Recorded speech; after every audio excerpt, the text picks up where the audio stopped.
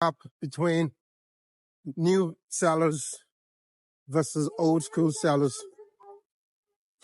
Now, I remember back in the days, going to charity shop, yeah, and you just pick random stuff up, and you wouldn't know exactly what brand it is, how much to sell it for. You just put a random price and just see what everyone else is selling it at, and then you just list it. Now, before Google Lens comes around, and a lot of us didn't even know how good we have it with Google Lens, because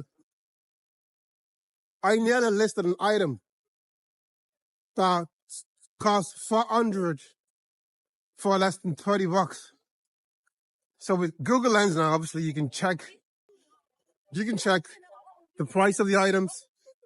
You can check what style, the brand. You can check how much it sells for, how much you should charge for. If you're overcharging, you can use the right keyword, the right tags.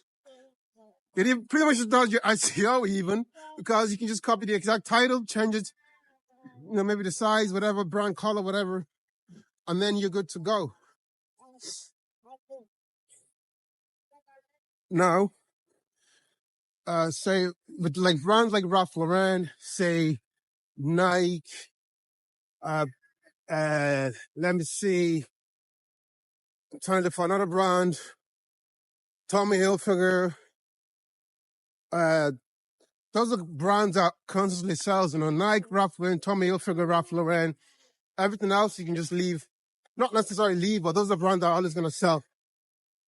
Now, I remember going to a wholesaler showing me the tags to check check if it's real or not. And there's different Ralph Lauren with the polo bear.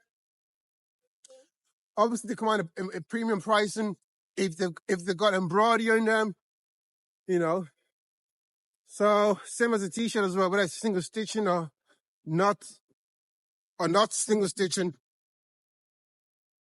So the knowledge gap between people that are coming, because now you got Vinted, we've got Depop, we got all these apps that are trying to get people to sell their wardrobe. I'm sure a lot of people probably within the UK and Ireland probably have a Vinted account, and they'll put up like 30 items and say, oh, I haven't got any sales. Sorry, reselling doesn't work like that. You need to list them more. If you want to do it as a full-time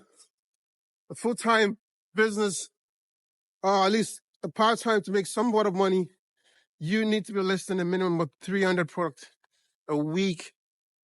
I'd say a month moderately if you're just doing a part-time or just here and there. But a minimum of 300 products a week, you went out and unpicked, and maybe 15 to 2,000 a week if you're in the upper echelons and you got more overhead or more staff and stuff to pay. So obviously the more you list, the more you're going to make, and better quality item you list is perhaps the better quality sales you're going to make. And I've made that mistake of trying to buy cheap and trying to sell high. It doesn't work like that. You can't cheat the system. You can't cheat the grind. You got to be completely honest. You can't put a pop product and up to God, you make 3 of the amounts, Once in a while you might get lucky, but so some of us have been fortunate enough to build personal relationship with people that have been doing this business for so long. I mean, one of my suppliers, one of my plugs, he's been doing this business for 40 years, or possibly longer. And I got all the good stuff, and I have 3 or 4 more, 5 more like that I have a relationship with. So I just say, okay, I need X amount of stuff. That's 200 quid. Bring me a van load, So if you're a new seller, try to obsess over the brands, see what brands people are buying, and probably the place to start is what kind of brands do you like, See what brands people are buying, see what brands people are selling. And then I'll obviously now, like say with the likes of Lululemon now, Nike, probably Lululemon. I've read so many resellers said Lululemon sells a lot more than Nike. They put up 20 Lululemon and they'll sell like 30. Maybe they put up 50 Lululemons and maybe they sell 30, which is a good sell-through rate. So it's not just what what was 20 years ago. It's like what is 5 years from now, and what was for 5 years from now. So brush up on your skills. Probably a good way to start would just be to go through Pinterest, go to learn from other resellers, YouTube,